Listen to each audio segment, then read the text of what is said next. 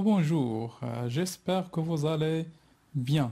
Votre professeur Abdelhakim Sarer est là pour vous aider à perfectionner la langue française. Aujourd'hui, nous allons voir une activité de lecture. Donc, il est question du chapitre 4 du roman à thèse Le dernier jour d'un condamné. Dans ce chapitre, on va étudier, on va voir la description de Bicêtre, la prison de Bicêtre. Sijndil, le narrateur, le condamné à mort. Avant de commencer, toutefois, n'oubliez pas de vous abonner sur la chaîne, apprendre le français autrement et d'activer la cloche. Bon, avant de voir donc le quatrième chapitre, on va essayer de faire une petite situation du texte, c'est-à-dire qu'est-ce qui s'est passé avant ce troisième chapitre. Dans le chapitre 3, qu'est-ce qu'il y avait? Bon, déjà cet extrait se situe après l'annonce du procès du condamné au tribunal.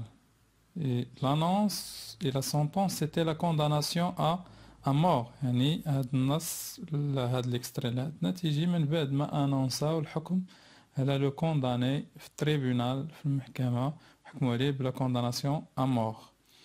En route vers la prison, il manifestait son attachement à la vie. Il rappelait que tous les hommes sont mortels et puisque lui c'est un homme, donc il est mortel. Donc le narrateur manifeste dans le chapitre 3 l'attachement d'Yalo à la vie.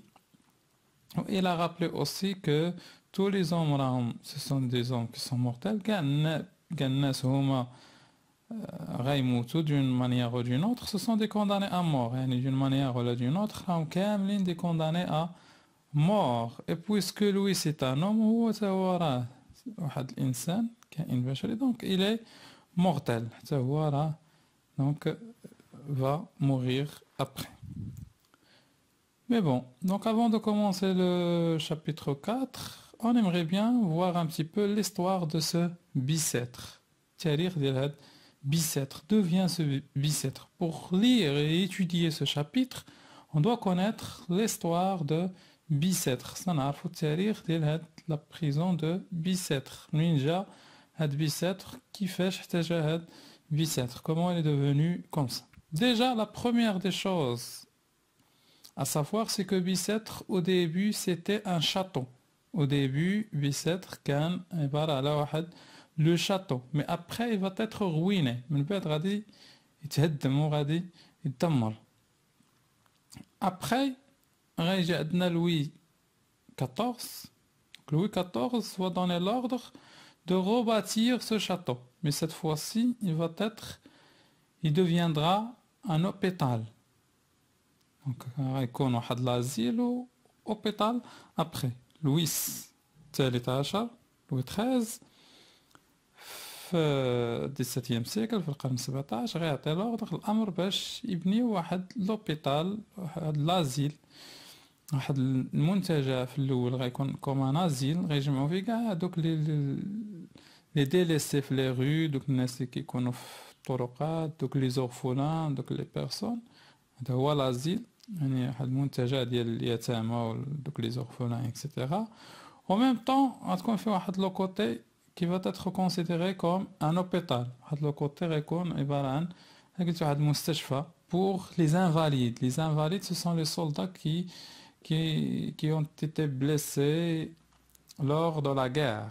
Les invalides هما دوك les soldats اللي تبليساو في la guerre وما كيبقاوش قادرين انهم يديروا الخدمة. Donc هاد بيساتر كانوا دايرينو donc عطا لوي 14 عطا l'ordre باش يديروا comme hôpital. Mais après, il deviendra une prison. Mais après, la prison. Donc voilà, il y a l'histoire de Bicêtre en gros. Donc, le chapitre 4. On va lire et expliquer en même temps. La voiture noire me transporta ici dans ce hideux bicêtre. Ici, si vous remarquez déjà l'adjectif noir qui renvoie au mépris, donc et à la tristesse. Me transporta, donc le verbe transporter conjugué au passé simple. Donc c'est le retour en arrière. Donc le narrateur se trouve dans sa cellule et fait un retour en arrière. Le jour donc où la voiture noire le transportait du tribunal vers donc Bicêtre. فاش ديك la voiture noire كانت transportات le narrateur من المحكمة ce hideux Bicêtre. هاد Bicêtre qui est hideux, qui est mauvais. Bicêtre موسخ donc qui est très très mauvais. Vu de loin. Si vous remarquez ici, vu de loin. يعني من بعيد. حنا تنشوفوه من بعيد. Cet édifice a quelque majesté. هاد l'édifice عنده واحد la majesté. Majesté بحال تقول واحد الملكية. Quelque majesté. Parce que comme nous avons déjà vu dans l'histoire de Bicêtre, c'était un château. Donc il est bâti sous les formes de ce château. يعني من يعاودوا داروا له دونك من يعاودوا بناوه على داك الشكل اللي كان فيه في الأول يعني على شكل ان شاتو. Il se déroule à l'horizon, offrant d'une colline et à distance garde quelque chose de son ancienne splendeur. يعني كاين هو se déroule à l'horizon, offrant d'une colline. قدام واحد لا كولين واحد الهضبة.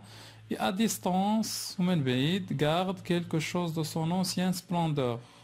مازال محتفظ على واحد لا غراندور ديالو واحد لا ماجيستي واحد لا سبلوندور واحد الاشراقه واحد لا بوتي يعني من بعيد كيبان لك بانه الي بو الي غران ايتترا ان اير دو شاتو دو روا فوالا دونك عنده واحد لير ديال واحد لو شاتو دان روا سي كوم ان شاتو دان روا دونك si vous remarquez ici dans ce paragraphe les mots majesté, splendeur, château de roi, ce sont des mots amélioratifs. Et donc on parle d'une description. Ici on fait la description de Bicêtre. De loin, comment elle est Bicêtre. De loin, donc elle est beau, donc elle est grand, c'est comme un château où il y a la splendeur, etc. Donc c'est une description valorisante. Ce qui dit valorisante, c'est des positives